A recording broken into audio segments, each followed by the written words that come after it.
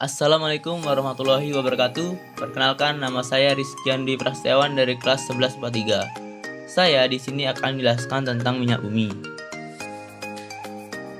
Jadi, apa itu minyak bumi? Istilah minyak bumi atau minyak hitam berasal dari bahasa Latin yaitu petroleum. Petro yang berarti batuan, sedangkan oleum yang berarti minyak. Lanjut ke proses pembentukan minyak bumi. Minyak bumi terbentuk dari fosil-fosil hewan dan tumbuhan yang sudah tertimbun berjuta-juta tahun lamanya. Saat hewan dan tumbuhan mati, fosil mereka tertimbun oleh pasir dan lumpur pada dasar laut.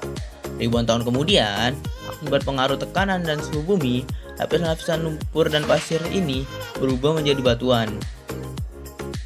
Akibat tekanan dan panas bumi, fosil yang terjebak dalam batuan ini menjadi minyak mentah dan gas alam. Lanjut ke pengolahan minyak bumi. Minyak bumi yang baru ditambang merupakan minyak mentah yang memiliki campuran sangat kompleks. Oleh karena itu, minyak ini perlu diolah terlebih dahulu melalui distillation atau penyulingan bertingkat. Lalu, bagaimanakah mereka dapat menambang dan mengetahui lokasi minyak bumi tersebut? Minyak bumi kan lokasinya jauh di dalam tanah. Tenang, di zaman yang serba modern ini, kita tidak perlu lagi berusaha payah untuk mencangkul, menggali satu persatu untuk mengetahui lokasi minyak bumi. Karena untuk mengetahui lokasi minyak bumi saat ini dilakukan dengan gelombang seismik. Gelombang seismik diciptakan dengan menggunakan ledakan kecil. Ledakan ini menghasilkan gelombang dan akan merambat sampai kedalaman tertentu. Jika ada batuan yang menggelembung, gelombang ini akan dipantulkan kembali dan pantulan ini akan dideteksi oleh sensor, sehingga posisi akurat minyak bumi dapat diketahui. Setelah diketahui posisinya, dilakukanlah pengeboran sampai ke dasar lapisan yang mengandung minyak bumi. Setelah dibor, secara otomatis minyak bumi akan memancar sendirinya akibat perbedaan tekanan. Akan tapi, tekanan ini semakin ke atas semakin melemah, sehingga dibutuhkan tekanan dari luar. Tekanan ini misalnya seperti pompa air atau pompa udara. Setelah pengeboran dan pemasangan pipa berhasil, minyak bumi akan diangkut ke atas dan ditampung ke dalam tangki. Setelah ditampung dalam tangki, minyak bumi akan dialirkan ke boiler untuk dipanaskan. Nah, pemanasan ini bertujuan untuk memisahkan fraksi-fraksi minyak bumi berdasarkan titik didih dan berat molekulnya. Oke, kita mulai dari yang pertama, yaitu adalah aspal atau residu dengan jumlah atom C25 ke atas dengan titik didih 500 derajat Celcius. Kegunaannya untuk pengaspalan jalan dan atap bangunan. Yang kedua, parafin atau lilin dengan jumlah atom C20 sampai C30 dengan titik didih 350 derajat Celcius ke atas. Kegunaannya untuk buat lilin, korek api, pelapis kertas bungkus, dan semer sepatu. Yang ketiga, pelumas atau oli dengan jumlah atom C18 sampai C22 dengan titik didih 300 sampai 350 derajat Celcius. Gunaannya untuk membuat minyak pelumas karena kekentalannya yang sangat tinggi. Yang keempat, diesel dengan jumlah atom C12 sampai C18 dengan titik didih 270 sampai 300 derajat Celcius. Gunaannya sebagai bahan bakar diesel dan industri. Yang kelima, minyak tanah atau kerosin dengan jumlah atom C9 sampai C14 dengan titik didih 180 sampai 250 derajat Celcius. Kegunaannya sebagai bahan bakar mesin jet dan kompor.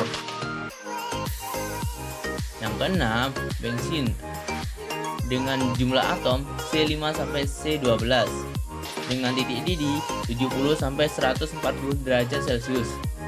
Gunaannya sebagai bahan bakar kendaraan bermotor.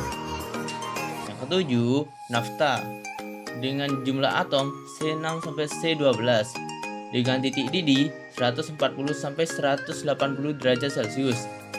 Kegunaannya sebagai bahan bakar pesawat dan sebagai bahan kimia untuk pembuatan plastik, karet sintetis, deterjen, obatan, cat, serat sintetis, dan kosmetik. Yang ke-8, gas dengan jumlah atom C1 sampai C4 dengan titik didih min 160 sampai 30 derajat Celcius. Kegunaannya sebagai bahan bakar LPG dan sumber hidrogen.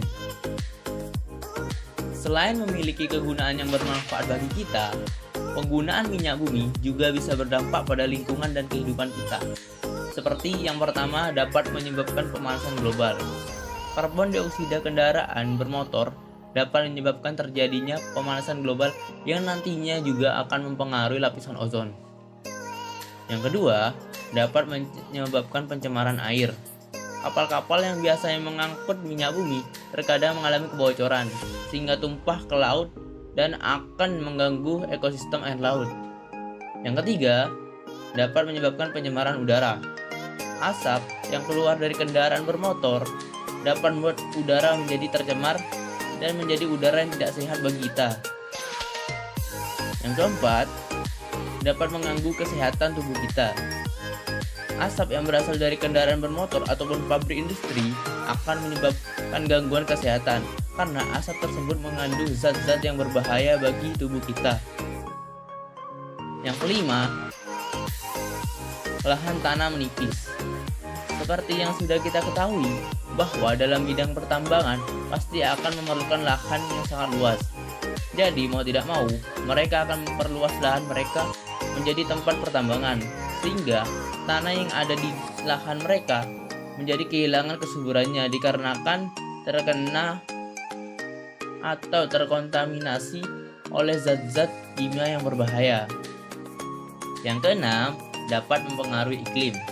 Udara yang telah tercemar oleh gas-gas berbahaya nantinya akan terkumpul dalam lapisan atmosfer yang lama-kelamaan akan mengendap di sana dan akan membuat lapisan ozon menjadi tidak stabil.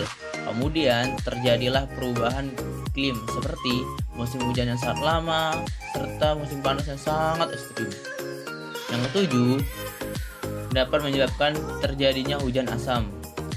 Pada proses pembakaran minyak bumi, tentunya akan melepaskan gas yang berupa CO2, NO2, dan SO2 atau sulfur. Yang dari ketiga gas tersebut nantinya akan menyebabkan terjadinya hujan asam. Hujan asam ini dapat menyebabkan besi menjadi mudah berkarat, bangunan menjadi cepat rusak, dan apabila terkena kulit akan menimbulkan iritasi. Sekian dari saya, kurang lebihnya mohon maaf. Wassalamualaikum warahmatullahi wabarakatuh.